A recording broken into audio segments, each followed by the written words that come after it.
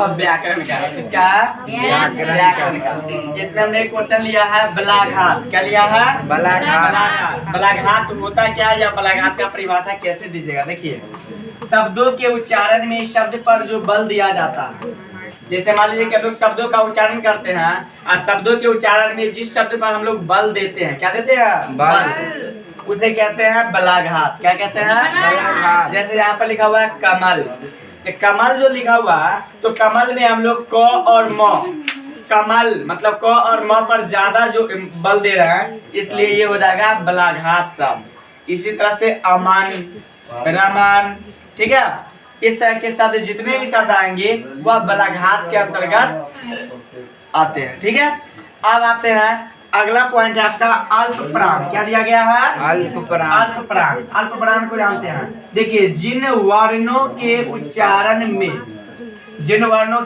उच्चारण में श्वास, श्वास को हम लोग बोल सकते हैं प्राण। क्या बोल सकते हैं? प्राण।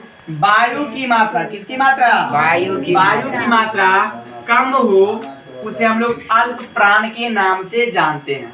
जिस तरह से यहाँ पर देखिएगा, वर्ण, अल्प प्राण हमेशा शुरू होता है व्यंजन वर्ण से। किस वर्ण से? व्यंजन वर्ण। व्यंजन वर्ण कहाँ से शुरू होता है? क से। कहाँ से? क से। एक बात और, इसका ट्रिक याद रखिएगा, व्यंजन वर्ण का जो शुरुआती वर्ण होगा वह पहला और तीसरा, पहला और तीसरा वर्ण का जो अक्षर होगा वह अल्प प्राण कहलाता है। जैसे को, च, त, प, ठीक है।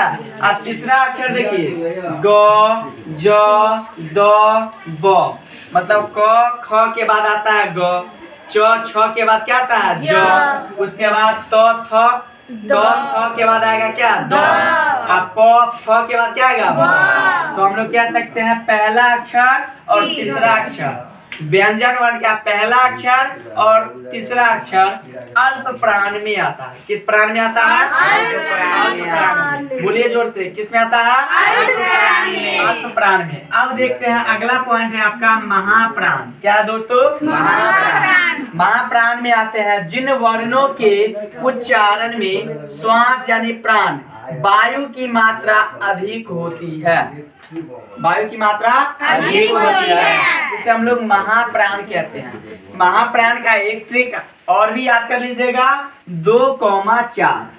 कितना कॉमा 4? 2,4। मतलब व्यंजन वर्ण का जो अक्षर होगा वह दूसरा अक्षर और चौथा अक्षर, दूसरा अक्षर और चौथा अक्षर हमेशा कहलाता है महाप्राण। क्या कहलाता है? महाप्राण। जैसे मान लीजिए कि अभी बोले हैं कि व्यंजन वर्ण शुरू होता है क, ख, ग, घ से, फिर आएगा च, छ, ज, झ, ट, ठ, ड, ढ, त, थ, द, ध, प, फ, ब, भ, मतलब जिसे हम लोग बोलते हैं कवर्ग, चवर्ग, टवर्ग, तवर्ग, पवर्ग।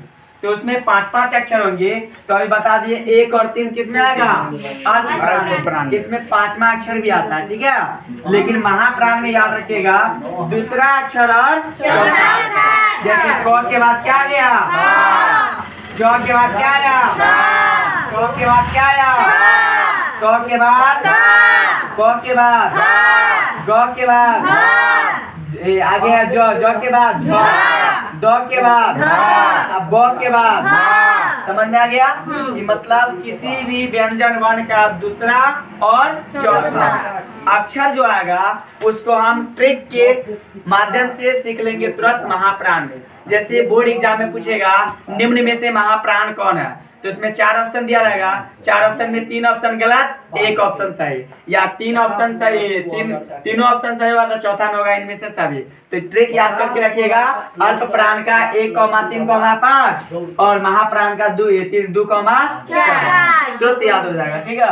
उसी प्रकार है घोष वर्ण। कौन वर्ण? घोष वर्ण। और फिर अगला है अघोष वर्ण। घोष वर्ण जिन वर्णों के उच्चारण में स्वतंत्रतियों में कंपन होता है उसे हम लोग घोष वर्ण कहते हैं। क्या कहते हैं? घोष वर्ण। जैसे य, र, ल, ह, ठीक है।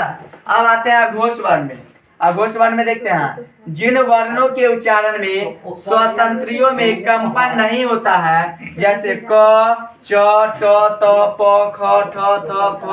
मतलब इसमें क्या सकते हैं हम लोग? पहला पहला पहला पहला पहला, और फिर यहाँ पर देखिए क्या दूसरा, और फिर कितना है चौथा, और फिर यहाँ पर कितना तो थ मतलब दूसरा है, फिर प के बाद कितना है दूसरा, मतलब वही ट्रिक आएगा घोष वर्ण में। अब यहाँ देखिए उच्चारण स्थान, क्या है उच्चारण स्थान, किसी है ना, यहाँ पर देखते हैं उच्चारण स्थान, मुंह के जिस भाग से वर्ण का उच्चारण किया जाता है।